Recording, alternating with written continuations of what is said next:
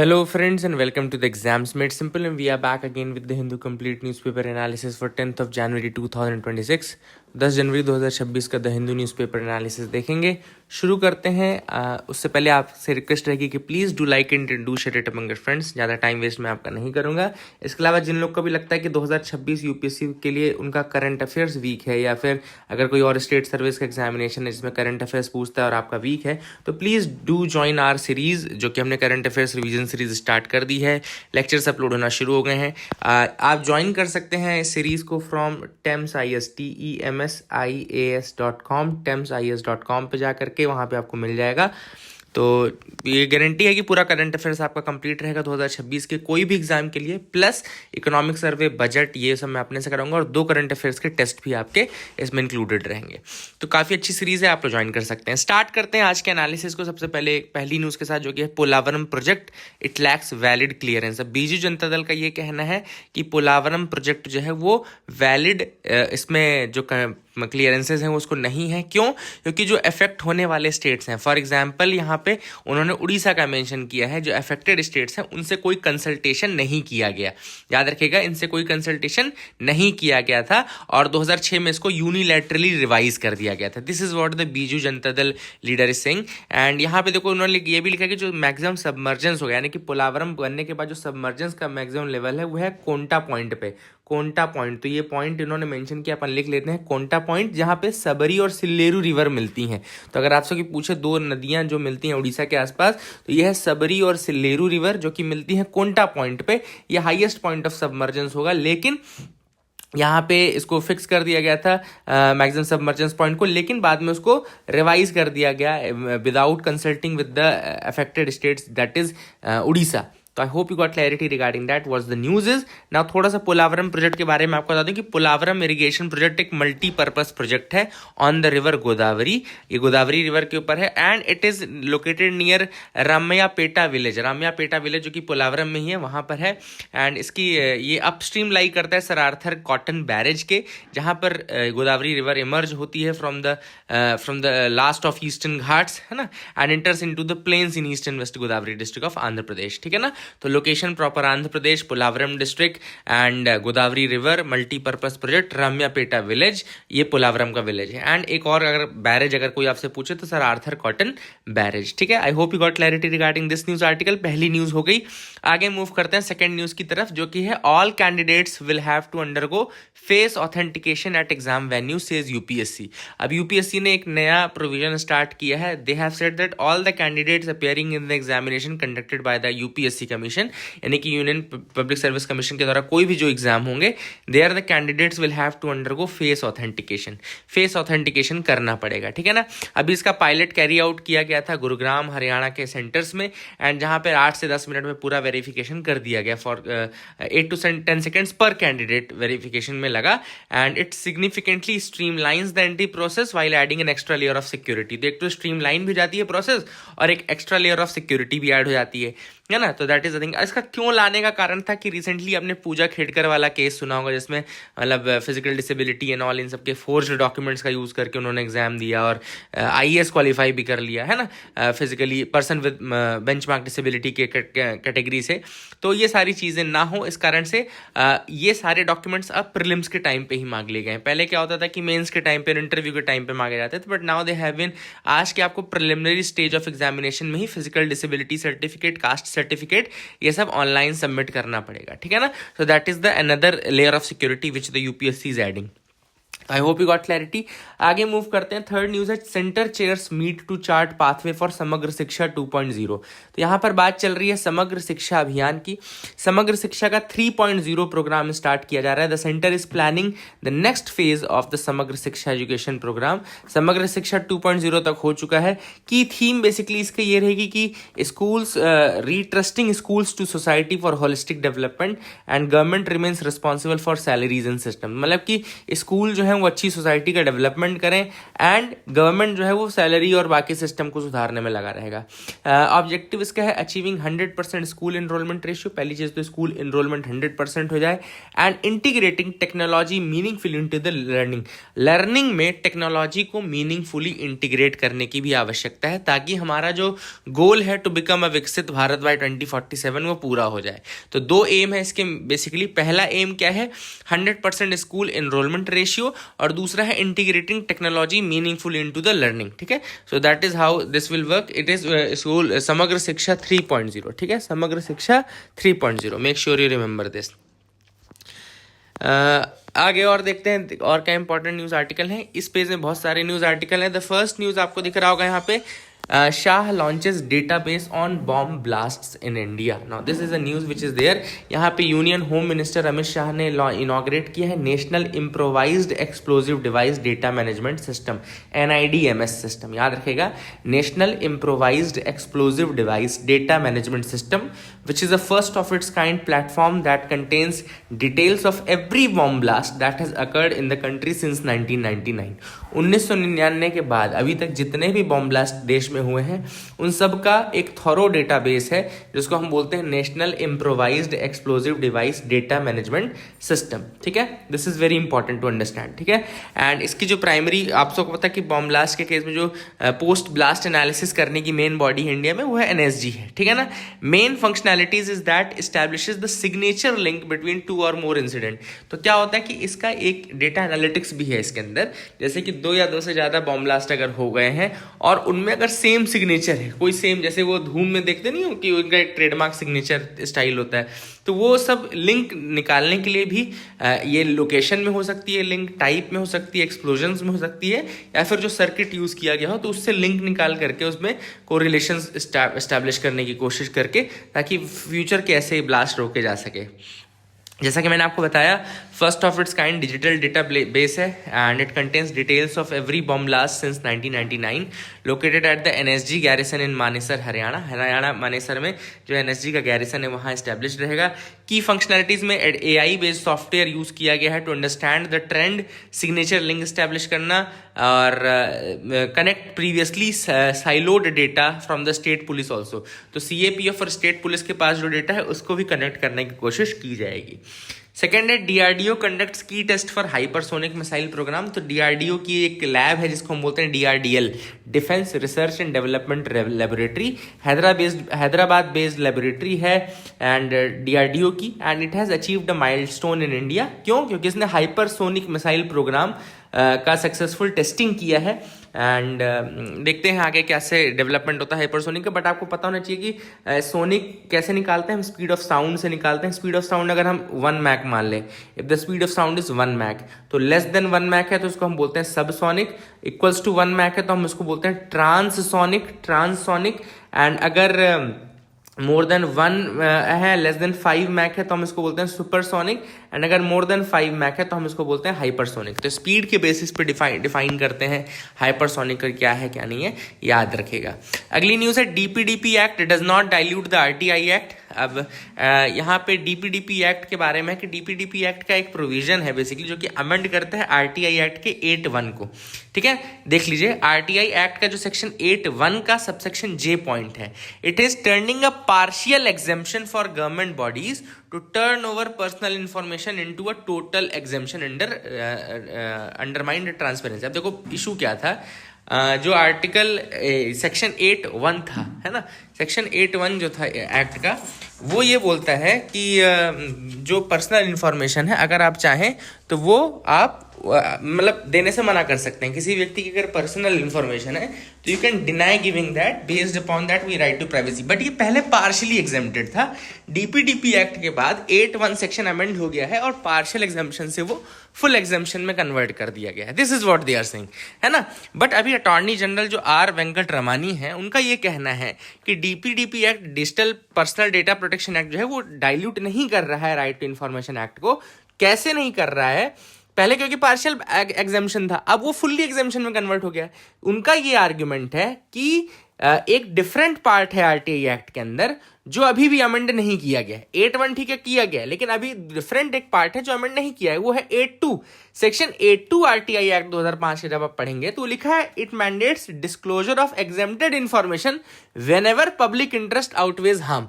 कहीं पे भी अगर पब्लिक इंटरेस्ट आउटवे कर रहा है पर्सनल हार्म को, पब्लिक इंटरेस्ट अगर आउटवे कर रहा है, मतलब पब्लिक इंटरेस्ट ज्यादा इंपॉर्टेंट है, अगर हार्म जो हो रही है पर्सनल इंफॉर्मेशन के कारण, अगर वो आउटवे कर जाएगा तो फिर आप डिस्क्लोजर करेंगे इन्फॉर्मेशन का। तो ये उन्होंने कहा कि 8(2) तो हमने अमेंड नहीं किया है, 8(1) अमेंडेड है। 8(1) ठीक है कि वो पार्शियल से फुल्ली एग्जेम्पशन है, लेकिन अगर डिस्क्लोजर आउटवे कर रहा है, मतलब अगर पब्लिक इंटरेस्ट आउटवे कर रहा है हार्म को, तो फिर आप उसको डिस्क्लोज करेंगे इन्फॉर्मेशन को, ठीक है ना।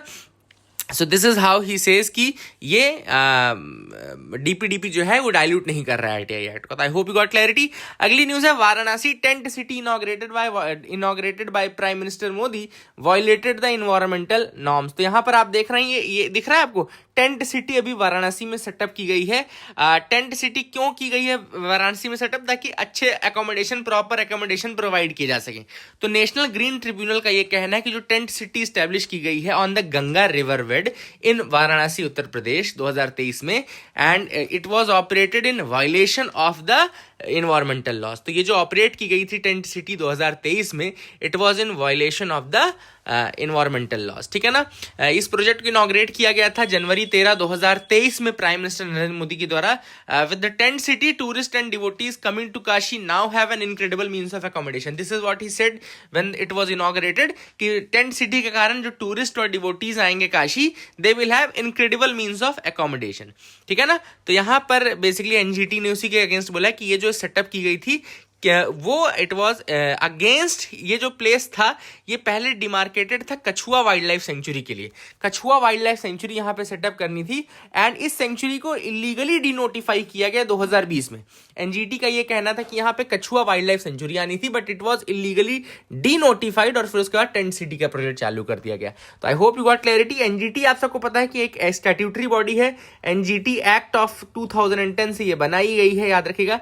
और national green tribunal act of 2010, India is the third country to have a mechanism like NGT. अगर कभी आपसे क्वेश्चन पूछता है, स्टेटमेंट देता है कि इंडिया फर्स्ट कंट्री है जहां एनजीटी जैसा मैकेनिज्म, तो नहीं, Australia was the first, New Zealand was the second, and India was the third, है ना। तो ये भी आप थोड़ा सा याद रखिएगा।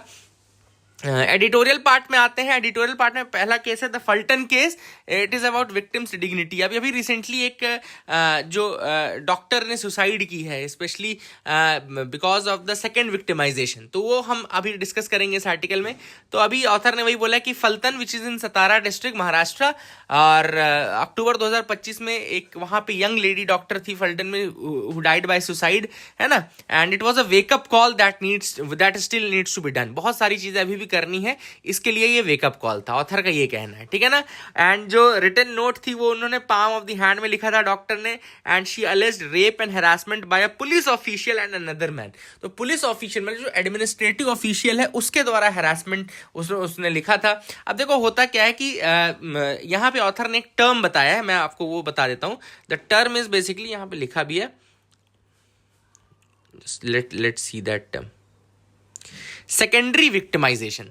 सेकेंडरी विक्टिमाइजेशन में क्या होता है कि वंस प्राइमरी विक्टिमाइजेशन, तो आप प्राइमरी विक्टिम बन गए सेक्सुअल हरासमेंट का, आइदर एट वर्क प्लेस और at any place, you become the victim of primary victimisation, ठीक है ना। आपके साथ कुछ गलत हुआ। उसके बाद सेकेंडरी विक्टिमाइजेशन जो होता है वो होता है जब पुलिस उसमें या तो छानबीन कर रही हो, या सोसाइटी जब उसमें आपका पर्सनल कैरेक्टर असैसिनेशन करना शुरू कर देती है। एंड यहाँ पे ऑथर ने एक टर्म भी बहुत अच्छा लिखा है कि there should not be any इस तरीके का assassination that people start saying that you deserved it, that she deserved it, है ना। This is what how the society turns out, है ना। तो इस तरीके की चीजें नहीं होनी चाहिए। ऑथर ने वही कहा है कि सेकेंडरी जो विक्टिमाइजेशन है दैट इज मच पेनफुल, है ना, that is much painful and much worse for the victim, क्योंकि एक बार ऑलरेडी उसके साथ गलत हुआ, फिर उसके बाद सोसाइटी अब उसके जो पर्सनल पर्सनल चॉइसेस रही हो या पर्सनल रिलेशनशिप्स रही हो, उनको अब पूरे बाजार में उछालने लगे। तो that is the secondary victimisation. Author ने ये कहा कि रूल्स और लॉज जो हैं वो एक्चुअली में ऐसे नहीं है, वो फेवर करते हैं विमेन को, वो प्रो विमेन है, लेकिन अभी भी एडमिनिस्ट्रेटिव अपैथी या एडमिनिस्ट्रेटिव कहना चाहिए बैकलॉग है, अवेयरनेस नहीं इतनी कि वो उस चीज, और सोसाइटी का माइंडसेट अभी पेट्रियार्कल ही है, तो वो अभी भी इस तरीके से असैसिनेट करने की कोशिश करती है, द कैरेक्टर असैसिनेशन। इसके बाद ऑथर ने कुछ चीज़ें बताई कि जैसे अगर आप बीएनएस को देखें या कुछ चीज़ें देखें तो बहुत सारे केसेस देखें तो वो प्रोहिबिट करते हैं questioning being put into a victim through cross examination regarding her general immoral character. अगर आप प्रीवियस सेक्सुअल एक्सपीरियंसेस या उसके नॉर्मल कैरेक्टर का असैसिनेशन नहीं कर सकते, ये already section 146 Indian evidence act में है कि ये प्रोहिबिट करता है ऐसे क्वेश्चनिंग को, ठीक है ना। इसके अलावा कुछ की केसेस हैं जिसमें फर्स्ट उन्होंने कहा है state of Punjab versus Gurmeet Singh 1996 का केस, जहां पे कोर्ट ने एम्फेटिकली स्टेट किया था that victims testimony should not B viewed with suspicion simply because she is a women. Women की टेस्टिमनी को सिर्फ इसलिए शक के निगाह से नहीं देखना है क्योंकि she is women, and it warned against dismissing a victim's evidence based on perception of loose morals। तो ये आप नहीं बोल सकते कि नहीं women looks from of loose character इसलिए हम इसकी testimony नहीं मान सकते, तो that is wrong। second thing उन्होंने बोली थी कोर्ट ने insult to injury। The court has repeatedly observed under wider scope that subjecting a victim to intense scrutiny, searching for minor discrepancies and casting aspersions on her character, it adds insult to injury। मतलब कि जो already injury इसको हुई है, जो already उसके साथ गलत हुआ है, अगर आप छोटी छोटी उसकी कमियां निकालने की कोशिश करेंगे, उससे इस तरीके से निटी ग्रिटीज में घुसेंगे और वो सब पूछेंगे, उसका अंदर से खगालने की कोशिश करेंगे, तो it is an insult to injury. This is what the court says. And third, court ने बैन किया है ऑन आइडेंटिटी डिस्क्लोजर। ये सेक्शन 228A आईपीसी में था, अभी सेक्शन 72 बीएनएस में है। कहता है कि जो कोई भी व्यक्ति, नो पर्सन शैल प्रिंट और पब्लिश द नेम और any matter that may make known the identity of a sexual assault victim. Sexual assault victim का नाम आप कहीं से कहीं तक रिवील नहीं कर सकते, इस तरह की कोई बात नहीं करेंगे, है ना। और ये ऑथर ने वही बोला कि merely having laws is not a guarantee to justice. The line is merely having laws, merely passing the laws does not guarantee real justice and still there is a larger gap between policy and practice, जिसको bridge करने की आवश्यकता है। और इसीलिए हमको पहले तो माइंडसेट बिहेवियरल चेंज करने की आवश्यकता है, विच हैज बीन सेड।